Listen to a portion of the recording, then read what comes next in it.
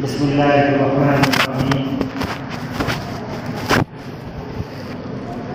حمدا وصليا اما بعد اعوذ باللہ من الشیطان الرجیم بسم اللہ الرحمن الرحیم ولكل أمة جعلنا منسكا ليذكروا اسم الله على ما رزقهم من بهيمة الأنعام صدق الله العظيم. عن زيد بن علقمة رضي الله تعالى عنه قال أصحاب رسول الله صلى الله عليه وسلم ما هي الأضاحي يا رسول الله؟ قال سنة أبيكم إبراهيم. قالوا وما لنا فيها يا رسول الله؟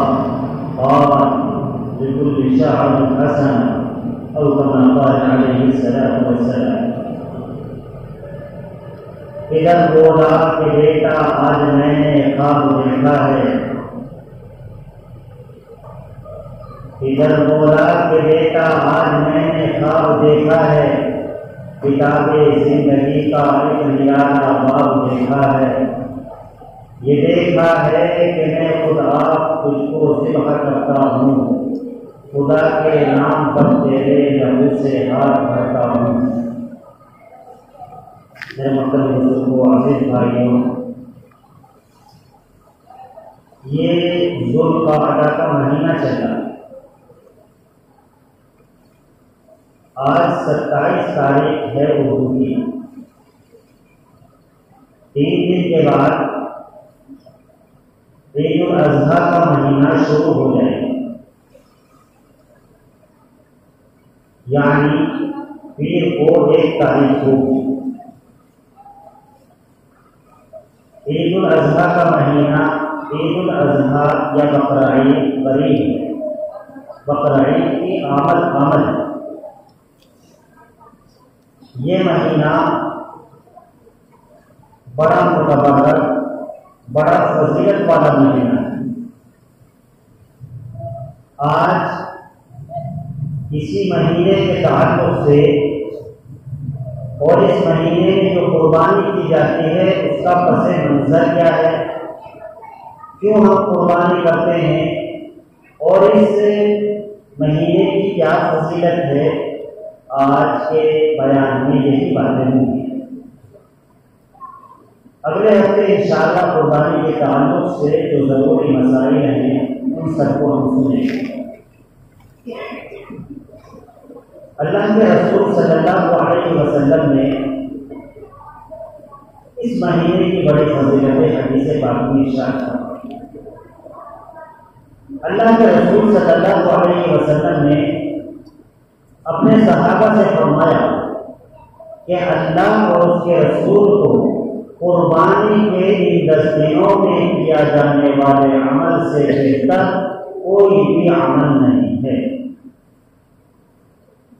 دوسری حدیث پاک میں فرمایا کہ اللہ تبارک و تعالی اور اس کے رسول کو قربانی کے دنوں میں بہائے جانے والے خون سے زیادہ افضل کوئی عمل نہیں.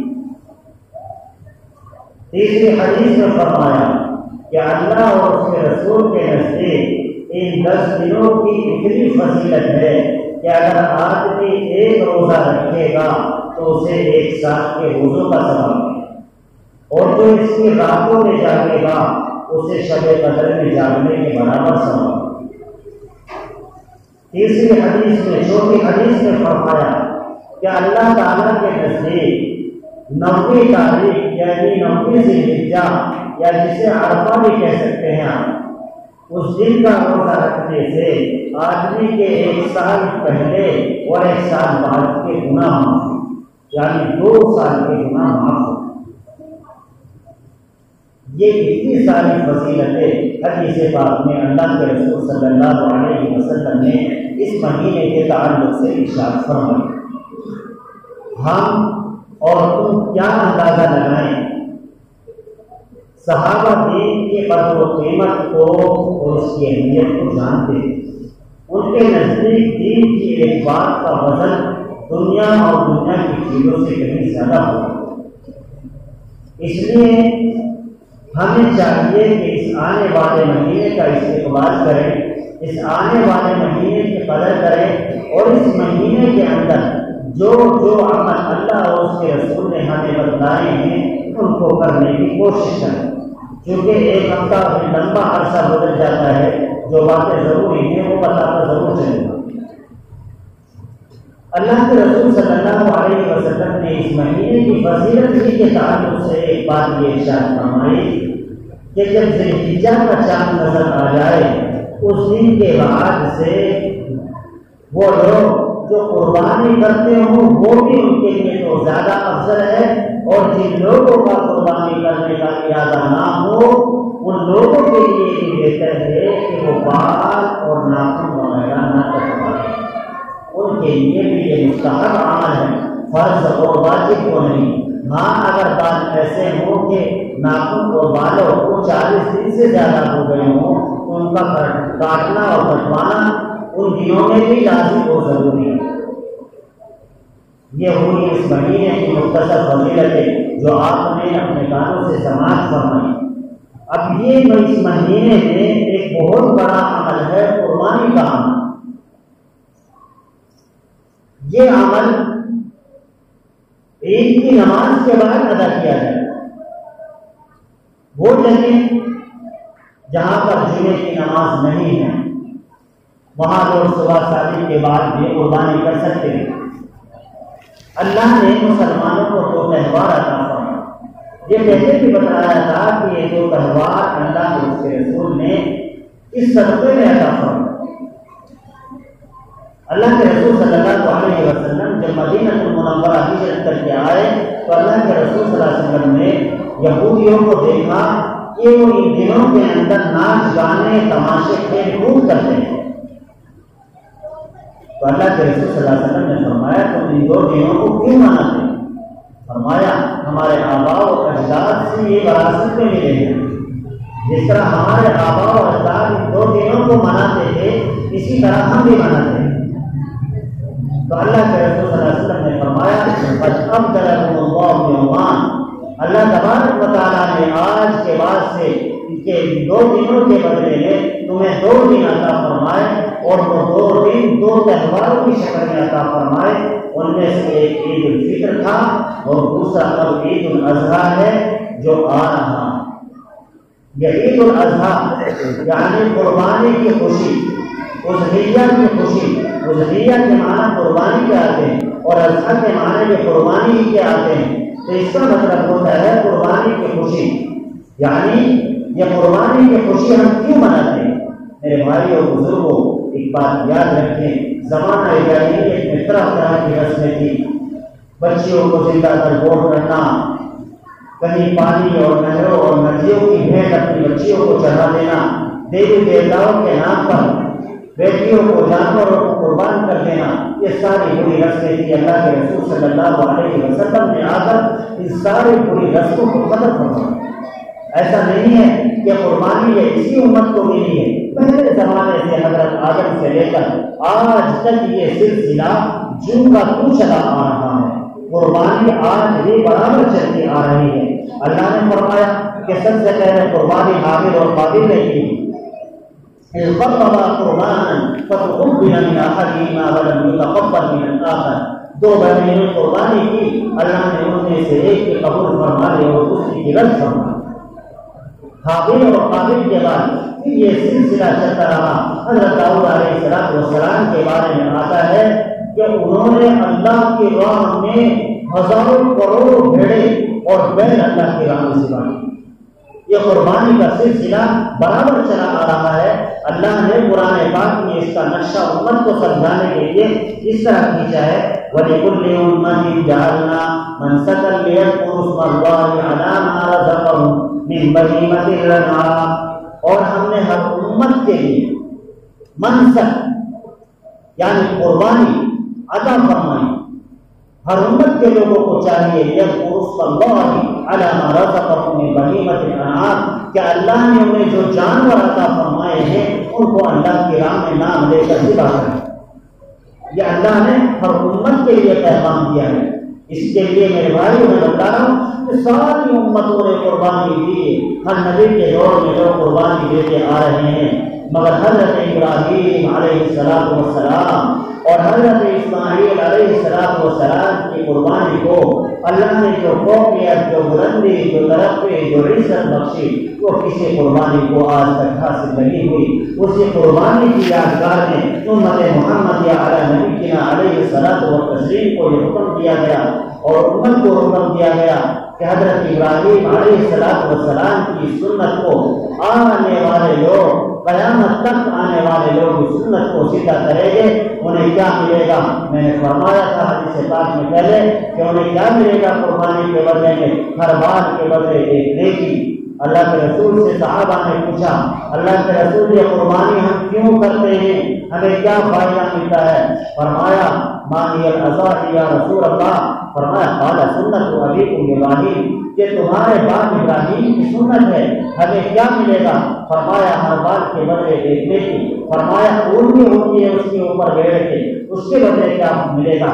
فرمایا وہ خون کے بدلے بھی ایک بار کے بدلے ایک نیکی۔ اس سے بڑی بات کیا ہو سکتی ہے کہ قربانی کے جانور کے اوپر جتنے بار ہوتے ہیں ان کے برابر آدمی کو نیکی ملتی ہے، اور اس سے زیادہ اور کیا فضیلت ہو سکتی ہے؟ اللہ کے رسول نے فرمایا کہ قیامت کے دن قربانی کا جو جانور ہوگا اپنے کھوڑوں، اپنے بالوں، اپنے سینگوں کے ساتھ آئے۔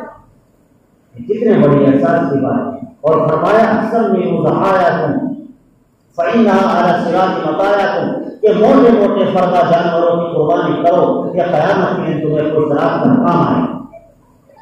اللہ کے رسول صلی اللہ علیہ وسلم نے اس مہینے کے دنوں کی بڑی فضیلتیں حدیث پاک کے اندر ارشاد فرمائی، اور حضرت ابراہیم کی اس سنت کو اللہ نے اس طریقے سے امت کے لیے یادگار کے طور پر بنایا۔ وقت بہت کم رہتا ہے، بات پوری نہیں ہو پاتی، ہمیشہ ایسے ہی ہوتا ہے اور وقت زیادہ ہو جاتا ہے۔ حضرت ابراہیم علیہ السلام کو مختصر بتلاتا ہوں یہ واقعہ کہ حضرت ابراہیم کا کیسا کیسا اللہ نے امتحان لیا۔ آپ نے سنا بھی ہوگا، پہلے نمرود کے ساتھ نمرود آزمائی، نمرود نے حضرت ابراہیم کو آگ میں پھینک دیا۔ اللہ نے فرمایا قلنا یا نار کونی بردا وسلام علی ابراہیم، کیا آتش نمرود میں کود پڑا عشق، اقر ہے لہر تماشا ہے بامدی۔ اسی شاعر نے یوں کہا ہے، آج بھی ہو جو براہیم سا ایمان پیدا، آپ کر سکتی ہے انداز گلستہ پیدا۔ حضرت ابراہیم علیہ السلام کو اللہ نے بچپنے میں ضعیف العمری میں ایک بیٹا عطا فرمایا۔ اللہ نے کہا اس بیٹے کو ہماری راہ میں ذبح کرنا۔ کیسے اس امتحان سے نکلے، آگ والے امتحان سے نکلے۔ اللہ نے کہا ملک شام کی طرف ہجرت کر جاؤ۔ ملک شام کی طرف ہجرت کی، وہاں چند دن ہی رہے، اچھی طرح زمین کی راس نہیں آئی، لوگوں سے جان پہچان بھی نہیں ہوئی۔ وہاں سے بھی کہا کہ یہاں سے بھی بیوی بچوں کو لے کر ہجرت کر جاؤ۔ چلتے رہے، حضرت جبرائیل علیہ السلام ساتھ ساتھ ہے۔ جہاں آپ ہو گیا ہرا بھرا جنگل دیکھ کے حضرت ابراہیم کہتے کہ یہاں رک جاؤ، ذرا یہاں ہریالی ہے، بچے اچھی طریقے سے زندگی گزار سکتے ہیں۔ حضرت جبرائیل علیہ السلام کہتے کہ یہاں کا حکم نہیں۔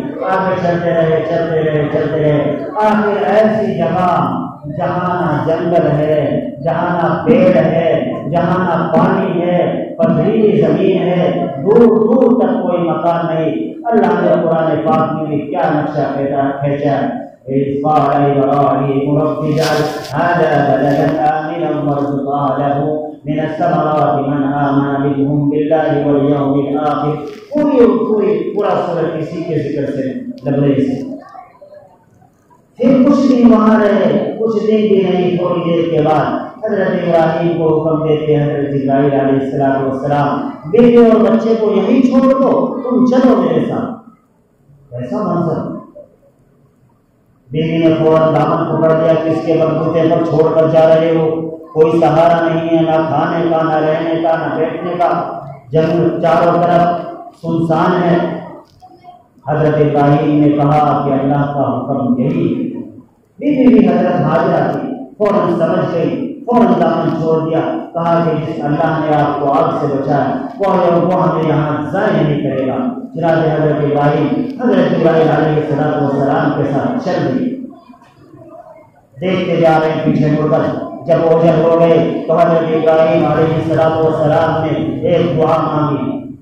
سحر کا وقت تھا، سحر کے وقت ابراہیم نے اٹھ کر دعا مانگی، سکون قلب مانگا، قوت تسلیم و رضا مانگی کہ مالک عمل کو تابع ارشاد کرتا ہوں، میں بیوی اور بچے کو یہاں آباد کرتا ہوں، اسی خنسان وادی میں انہیں روزی کے سامان دے، اسی بے بر کے سامانی کو شان سر بہارا دے، بشارت تیری سچی ہے، تیرا وعدہ بھی سچا ہے، بس اب تو ہی محافظ ہے، یہ بیوی ہے یہ بچہ ہے۔ پھر کیا ہو رہا تھا؟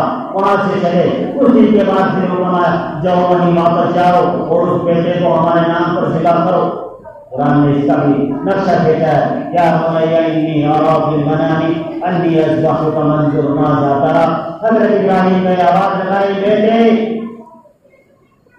ابھی جانتے نہیں جو نقشہ بھیجا، ادھر بولا کہ بیٹا آج میں نے خواب دیکھا ہے، کتاب زندگی کا ایک نرالا باب دیکھا ہے، یہ دیکھا ہے کہ میں خدا تجھ کو ذبح کرتا ہوں، خدا کے نام پر تیرے لہو سے ہاتھ بھرتا ہوں۔ بیٹے کو آواز لگائی، قرآن بھی کہہ رہا ہے کہ بیٹے اللہ نے مجھے یہ حکم دیا کہ تمہیں ذبح کروں، فرمایا فصدقت الرؤیا انا كذلك نجزي المحسنين فانظر ماذا ترى قال يا ابت افعل ما تؤمر ستجدني ان شاء الله من الصابرين۔ اے باپ، جو آپ کو حکم ملا ہے آپ کر گزریے، انشاءاللہ مجھے ثابت پائیں گے۔ اللہ کی راہ میں اپنے بیٹے کو ذبح کرنے کے لیے بتا دیا، آنکھوں پر پٹی باندھ دی، ہاتھ پیر رسی سے باندھ دیے، گلے سینے پر گھٹنا رکھ دیا اور گلے پر چھری رکھ دی، چلا رہے ہیں، چھری نہیں چل رہی ہے، پھر تیز کرتے ہیں، پھر چلاتے ہیں، کیا منظر، آسمان ساکن۔ اس وقت ساری مخلوق دم بخود ہے، زمین سہلی پڑی تھی، آسمان ساکن کا بیچا کہ اس سے پیش کر دیکھا نہ تھا۔ حیرت کا یہ نظارہ میرے بھائیوں، اللہ کا حکم ہوا، اللہ کی طرف سے آواز آئی، ابراہیم فصدقت الرؤیا، تم نے اپنا خواب سچا کر دیا، تم نے اپنے بیٹے کو ہماری راہ میں قربان کر دیا، فوراً تم آیا جنت سے کہ اسے اللہ کی راہ میں قربان کرو۔ میرے بھائیوں، یہ ہے حضرت ابراہیم علیہ السلام کی قربانیاں۔